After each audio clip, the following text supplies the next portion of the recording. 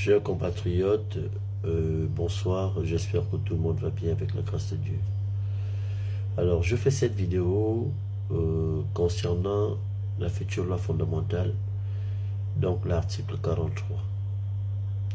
Je ne sais pas si je serai long, mais je vous prie de bien écouter ce que j'ai à nous dire. Chers compatriotes, après maintes réflexions sur le sujet de la future loi fondamentale, après maintes réflexions de toutes les vidéos que j'ai eu à faire concernant cette situation, je me suis permis de réfléchir encore et encore pour mieux comprendre la situation et le piège que j'ai compris. Chers compatriotes, nous sommes en plein pot dans la vie politique. Et la politique, il ne faudrait pas que nous puissions l'entamer avec les émotions. Car plusieurs personnes se font avoir en ayant cette attitude. Donc je nous demande d'être très intelligents, d'être très vigilants avec tout ce qui se passe en ce moment dans notre pays. Il faut faire très attention et restons très intelligents. Alors, je vais d'abord nous poser une question. Si le référendum que nous allons organiser le 16 novembre 2024, si le taux d'abstention est élevé, comme les autres élections que nous avons eues, et si le non passe, c'est à l'avantage de qui? Qui bénéficie de ce non-là? Mes chers frères et sœurs, ce n'est pas nous. Ça veut dire que c'est nous-mêmes qui avons participé à détruire l'avenir de notre pays. Soyons plus intelligents. Si nous votons non, nous allons discréditer le président de la transition et le CTRI. Ça veut dire la gestion de la transition va être tout de suite là isolée. Car ceux qui sont en train de vouloir prouver aujourd'hui qu'ils ont le pouvoir, qu'ils ont toujours le pouvoir, c'est ça, cette action-là, ce serait à leur avantage. Donc nous devons voter oui, malgré que l'article 43 ne nous plaît pas. Votons oui. C'est une victoire pour l'avenir de ce pays. Le reste, nous allons continuer à nous battre. Nous avons eu une première victoire. Nous avons demandé pendant plusieurs années que les militaires n'arrivent pas à soutenir le peuple dans tout ce que nous étions en train de faire. Ils l'ont fait le 30 août 2023, malgré tout ce que les gens parlent. Ils l'ont fait. On n'entend plus parler des Bongos. C'est une victoire. Le dialogue national, le rapport avait demandé à ce qu'on puisse exclure d'abord, suspendre, pas exclure, suspendre le PDG pendant 3 ans. Tout dernièrement, ce parti qui a géré ce pays et a relancé ses activités.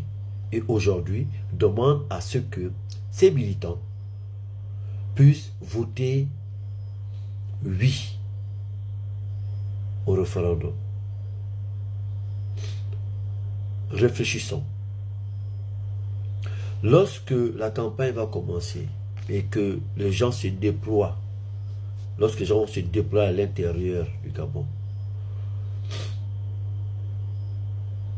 et qu'ils vont aller demander à la population gabonaise de voter oui. Et aller dire également qu'ils soutiennent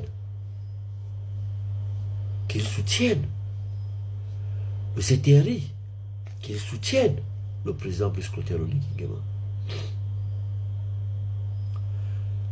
Mais c'est de permettre à ce que ces Gabonais qui ne voulaient plus justement entendre parler d'eux, et avec ce que nous sommes en train de faire dans les réseaux sociaux, puissent s'élever pour aller justement voter non. Parce que nous déjà, dans les réseaux sociaux, dans les journaux, là, les Gabonais commençaient déjà, ils sont en train de montrer leur mécontentement qui va aller jusqu'à l'intérieur. Ils vont voter non. Parce que c'est le PDG qui est venu demander de voter oui. Parce que c'est ça qui pourra arriver. Et lorsqu'ils vont voter non, en pensant que nous avons bien fait, chers compatriotes, chers frères et sœurs, en fait, réfléchissez bien. Je suis juste en train de vous permettre de voir la chose autrement. En fait, on serait en train de remettre notre pays en arrière. Un président, on l'élu.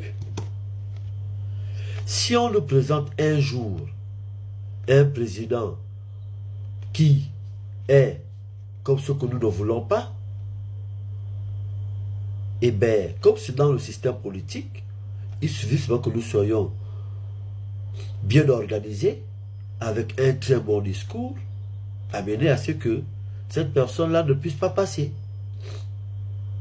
Et après, on verra. Le combat que nous sommes en train de mener, ça ne peut pas être un combat de 1 an. C'est un processus. C'est un processus pour atteindre l'excellence. Ce que nous avons bénéficié aujourd'hui, c'est parce que nos pères se sont battus depuis 1964. Il y en a qui sont morts, il y en a qui sont allés en prison.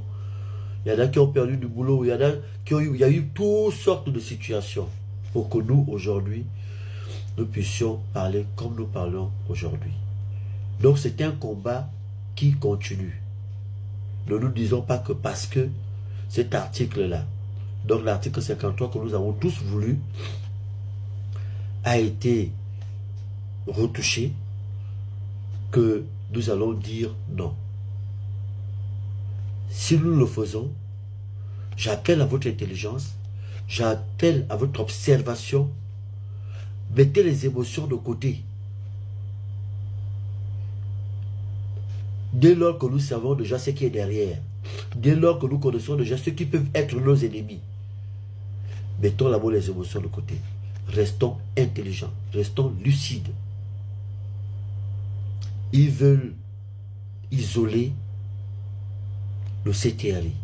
Ils veulent isoler Brice Clotaire Oligui Nguema au niveau international en démontrant que voici la première échec qu'il vient d'avoir.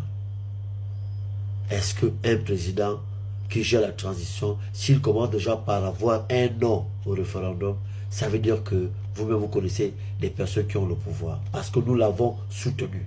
Et vous avez vu que le non est arrivé. Donc, il y a plusieurs choses derrière que je demande à ce que vous puissiez vraiment faire attention. C'est moi qui ai dit que je devais être contre. Je suis contre l'article 43. Mais, lèvons-nous nous tous. Pas de taux d'abstention élevé. Et pas de non. Lèvons-nous et allons-y voter pour un oui. C'est notre première victoire. Je continue la vidéo.